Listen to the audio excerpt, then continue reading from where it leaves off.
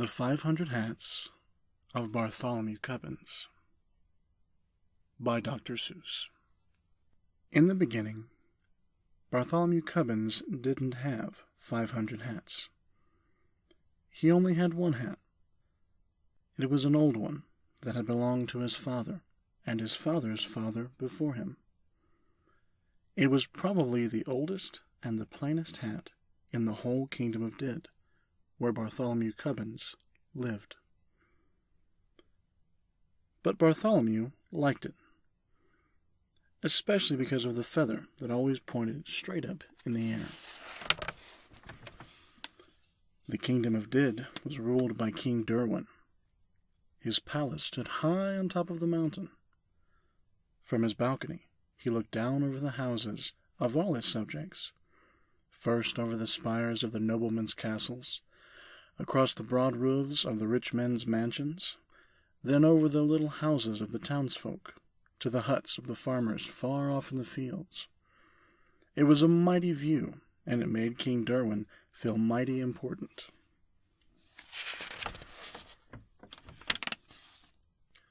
Far off in the fields, on the edge of a cranberry bog, stood the hut of the Cubbins family. From the small door, Bartholomew looked across the huts of the farmers, to the houses of the townsfolk, then to the rich men's mansions and the noblemen's castles, up to the great towering palace of the king. It was exactly the same view that King Derwin saw from his balcony, but Bartholomew saw it backward. It was a mighty view, and it made Bartholomew Cubbins feel mighty small.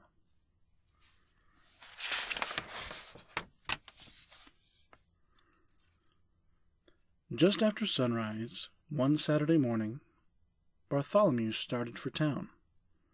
He felt very happy. A pleasant breeze whistled through the feather in his hat. In his right hand he carried a basket of cranberries to sell at the market. He was anxious to sell them quickly and bring the money back home to his parents. He walked faster and faster till he got to the gates of the town. The sound of silver trumpets rang through the air. Hoofbeats clattered on the cobbled streets. "Clear the way! Clear the way! Make way for the king!"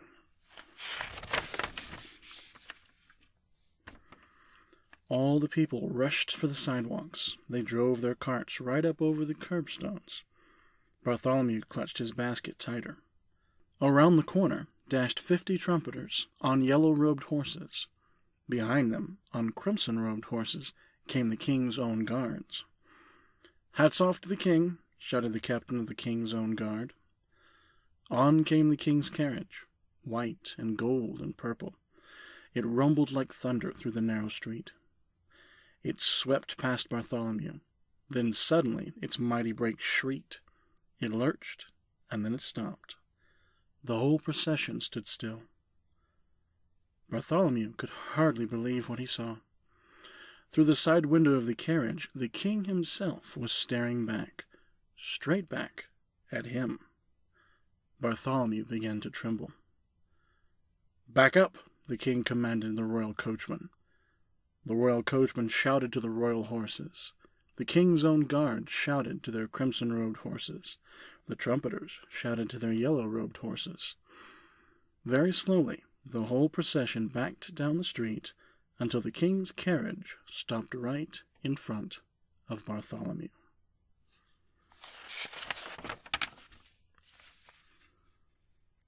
The king leaned from his carriage window and fixed his eyes directly on Bartholomew Cubbins.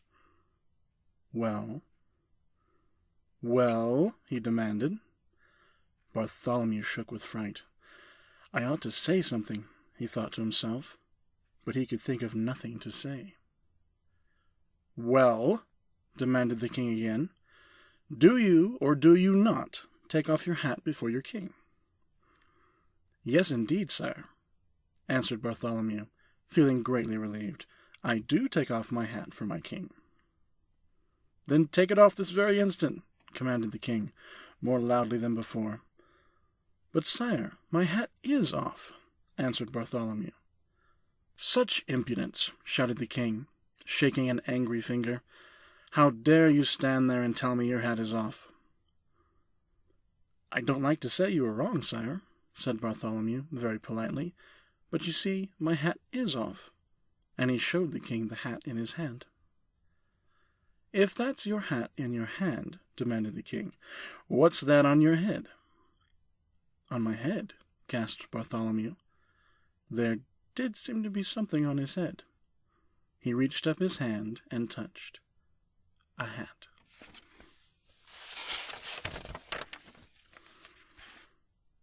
The face of Bartholomew Cubbins turned very red. "It's a hat, sire," he stammered. "But it can't be mine. Someone behind me must have put it on my head." "I don't care how it got there," said the king. "You take it off." And the king sat back in his carriage. Bartholomew quickly snatched off the hat. He stared at it in astonishment. It was exactly the same as his own hat, the same size, the same color, and it had exactly the same feather. "By the crown of my fathers," roared the king, again leaning out of the carriage window, "did I or did I not command you to take off your hat?" "You did, sire. I took it off. I took it off twice." "Nonsense. There is still a hat upon your head." "Another hat?" Again Bartholomew reached up his hand and touched a hat. "Come, come, what is the meaning of all this?" demanded the king, his face purple with rage. "I don't know, sire," answered Bartholomew. "It never happened to me before." The king was now shaking with such fury that the carriage rocked on its wheels, and the royal coachman could hardly sit in his seat. "Arrest this impudent trickster," shouted the king to the captain of the king's own guard. "We'll teach him to take off his hat."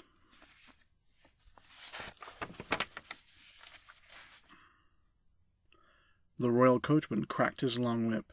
The king's carriage swung forward up the streets toward the palace. But the captain of the king's own guards leaned down from his big brass saddle and grabbed Bartholomew Cubbins by his shirt. Away flew Bartholomew's basket. The cranberries bounced over the cobblestones and rolled down into the gutter.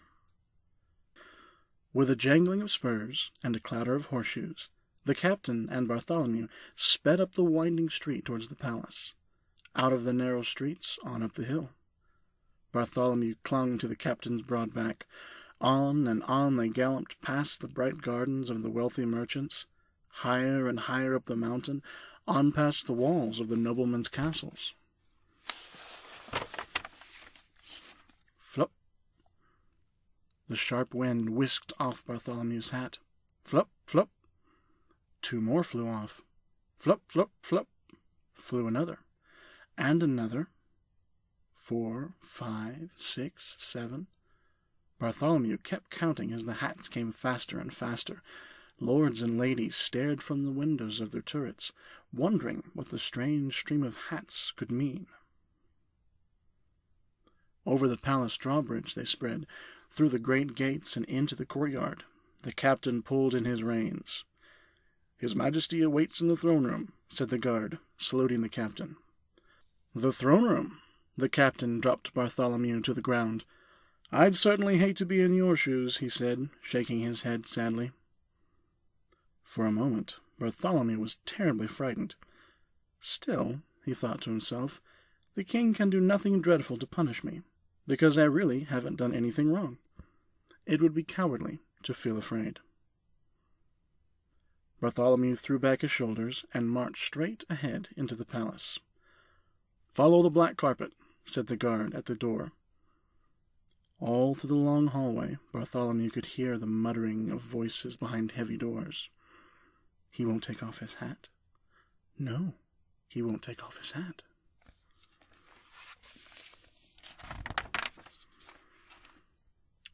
Bartholomew walked on till he stood in the very middle of the throne room. The king, in a long scarlet robe, was sitting on his throne. Beside him stood Sir Alaric, keeper of the king's records. He wore in his belt, instead of a sword, a long silver ruler. Lords and noblemen of the court stood solemn and silent. The king looked down at Bartholomew severely. "Young man, I will give you one more chance. Will you take off your hat for your king?" "Your Majesty," said Bartholomew, as politely as he possibly could, "I will, but I'm afraid it won't do any good." And he took off his hat. And it didn't do any good. Another hat sat on Bartholomew's head. He took off hat after hat after hat after hat, until he was standing in the middle of a great pile of hats. The lords and noblemen were so astonished they couldn't even speak. Such a thing had never happened in the throne room before.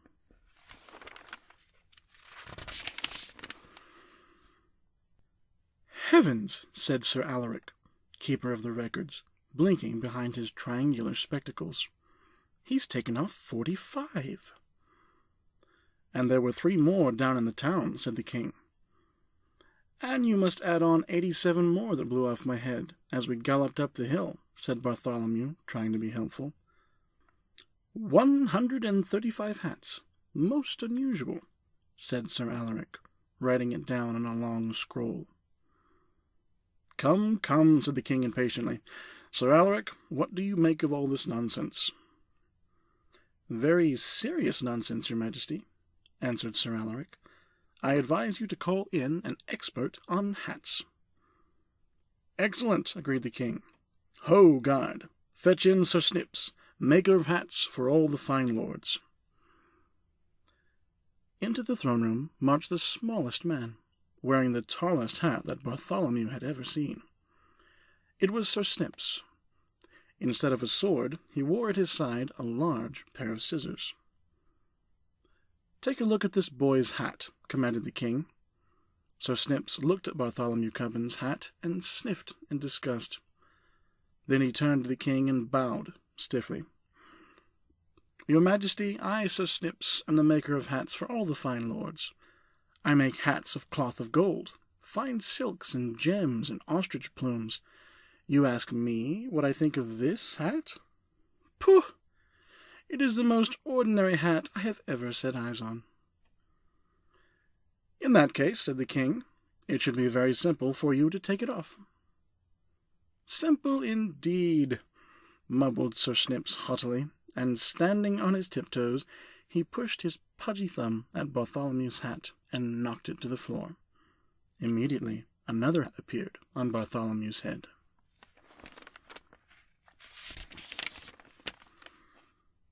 "Screebies!" screamed Sir Snips, leaping in the air higher than he was tall. Then he turned and ran shrieking out of the throne room. "Dear me," said the king, looking very puzzled. "If Snips can't do it, this must be more than an ordinary hat." 136, wrote Sir Alaric, wrinkling his brow. "Your Majesty, I advise that you call in your wise men." "A fine idea," said the king. "Ho, guard! Bring me Nad. Nad knows about everything in all my kingdom." In came an old, old man. He looked at the hat on Bartholomew's head, and he looked at the pile of hats on the floor. "Nad, my wise man, can you take off his hat?" asked the king. Nad shook his head solemnly. Solemnly, no. "Then fetch me the father of Nad," commanded the king. "He knows about everything in all my kingdom and in all the world beyond." In came an even older man, but when he looked at Bartholomew's hat, the father of Nad merely locked his fingers across his beard and said nothing.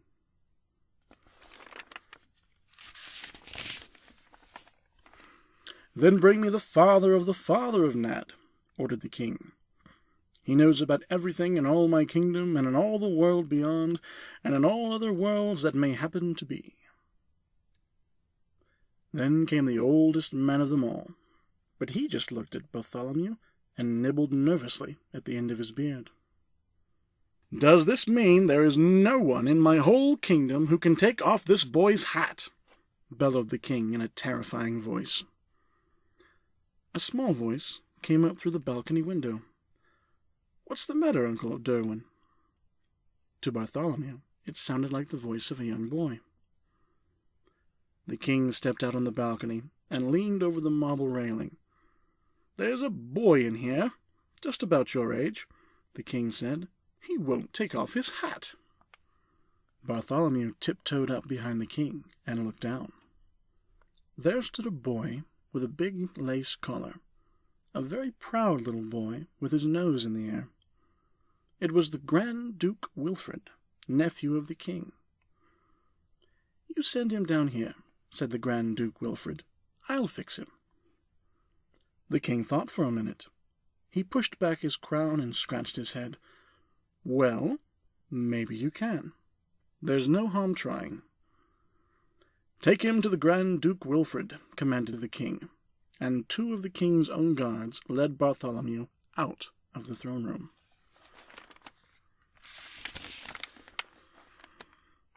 "Pah!" said the Grand Duke Wilfrid, looking at Bartholomew's hat and laughing meanly. "That hat won't come off. You stand over there." He pointed to a corner where the wall curved down. "I need a little target practice with my bow and arrow." When Bartholomew saw that the Grand Duke Wilfrid had only a child's bow, he didn't feel frightened. He spoke up proudly. "I can shoot with my father's big bow." "My bow's plenty big enough for shooting hats, especially hats like yours," answered Wilfrid, and he let an arrow fly. Zzz. It grazed Bartholomew's forehead and nipped off his hat. Away it blew, and over the parapet. But another hat appeared on his head. Zzz, zzz, zzz. The arrows flew, till the Grand Duke's whole bag full of arrows was gone, and still set a hat upon Bartholomew's head. "It's not fair!" cried the Grand Duke. "It's not fair!" He threw down his bow and stamped upon it. 154 hats, gulped Sir Alaric.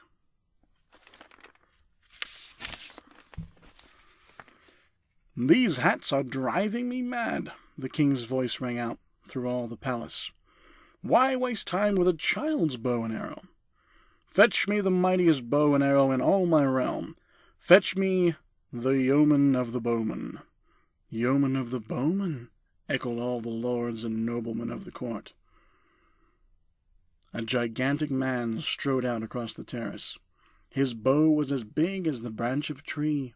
The arrow was twice as long as Bartholomew, and thicker than his wrist.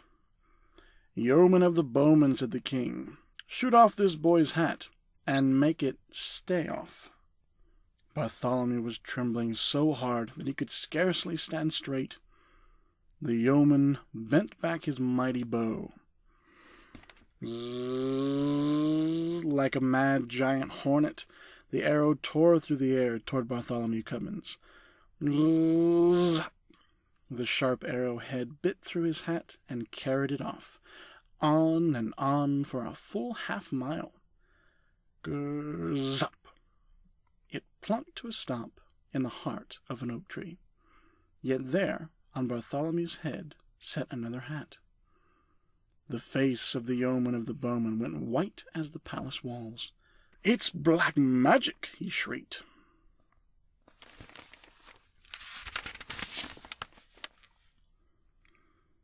"Black magic, that's just what it is," sighed the king with relief. "I should have thought of that before. That makes things simple.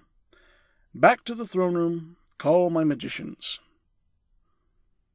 In the whole throne room there wasn't a sound as loud as a breath, but from the spiral stairs that led down from the southwest tower came the shuffling of slow, padded feet. The magicians were coming. Low and slow they were chanting words that were strange. "Dig a hole 5 furlongs deep, down to where the night snakes creep. Mix and mold the mystic mud, Malber, Balber, Tiddler, Tud." In came 7 black-gowned magicians, and beside each one stalked a lean black cat. They circled around Bartholomew Cubbins, muttering deep and mysterious sounds. "Stop this useless muttering," ordered the king. "I want a chant that will charm away this boy's hat." The magicians huddled over Bartholomew and chanted, "Winkabus, Tinkabus, Fuddici clay, hat on this demon's head, fly far away. Howl, men, howl away, howl away, howl away. Yowl, cats, yowl away, yowl away, yowl away. Hat on this demon's head, seep away, creep away, leap away, gleep away. Never come back." "A mighty good chant," said the king, looking very pleased. "Are you sure it will work?" All the magicians nodded together. "But," said the king, looking puzzled, "there still seems to be a hat upon his head. How long will it take for the charm to work?" "Be calm, O sire, when have no fears," chanted the magicians. "Our charm will work in 10 short years." "10 years!" gasped the king. "Away, fool!" she shouted. "Out of my sight! I can't wait 10 years to get rid of this hat. Oh dear, what can I do? What can I do?" "If I were king," whispered the Grand Duke Wilfred, "I'd chop off his head." "A dreadful thought," said the king, biting his lip, "but I'm afraid I'll have to." "Young man," he said to Bartholomew Cubbins, and he pointed to a small door at the end of the room, "march down those steps to the dungeon, and tell the executioner to chop off your head." Bartholomew's heart sank into his boots, but he did as the king commanded. "I must take off my hat," he said to himself as he started down the long black stairway. "This is my last chance." One hat after another he tore from his head. 156, 157, 158. It grew colder and damper. 217, 218, 219. Down, down, down. 231, 232, 233. It seemed to Bartholomew he must be in the very heart of the mountain. "Who's there?" said a voice from the blackness. Bartholomew turned a corner and stepped into the dungeon. The executioner was whistling and swinging his axe idly, because at the moment he had nothing to do.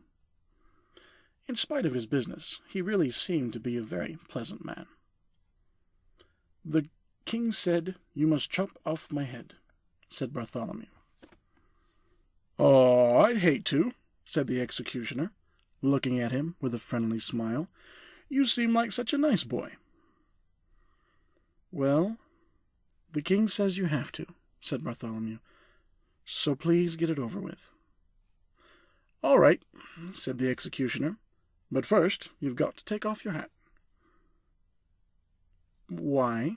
asked Bartholomew. "I don't know," said the executioner, "but it's one of the rules. I can't execute anyone with his hat on."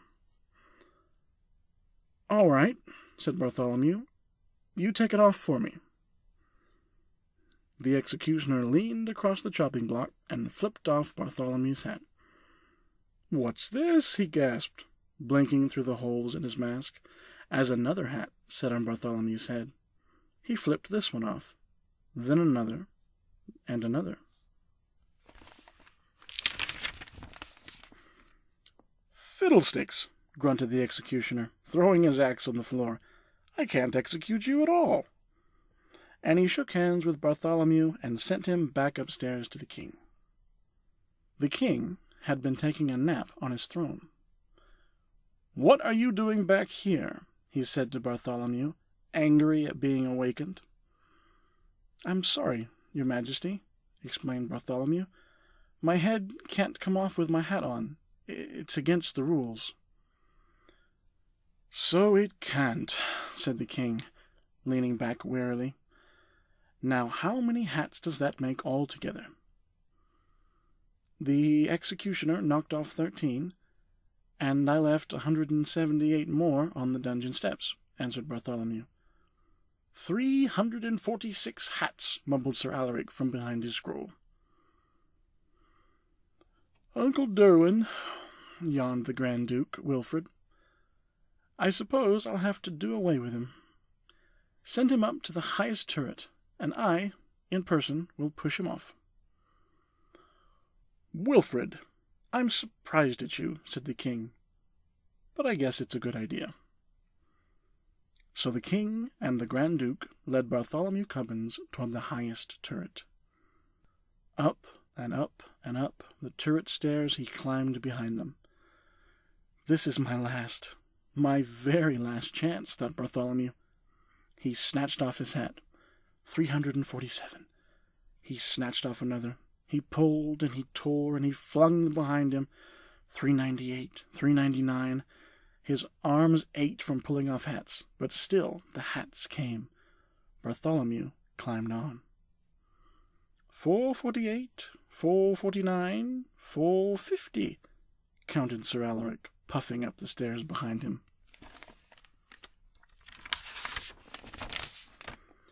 Suddenly, Sir Alaric stopped. He looked. He took off his triangular spectacles and wiped them on his sleeve. And then he looked again.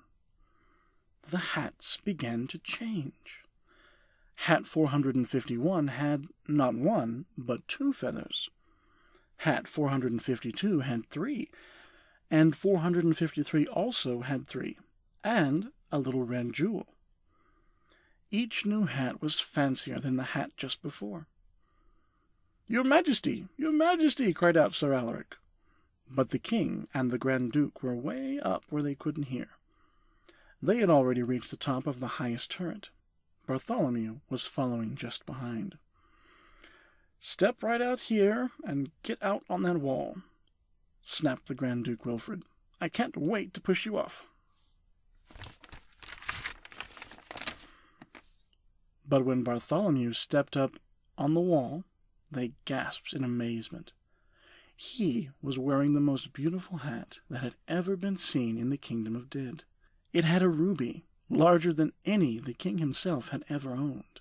It had ostrich plumes, and cockatoo plumes, and mockingbird plumes, and paradise plumes.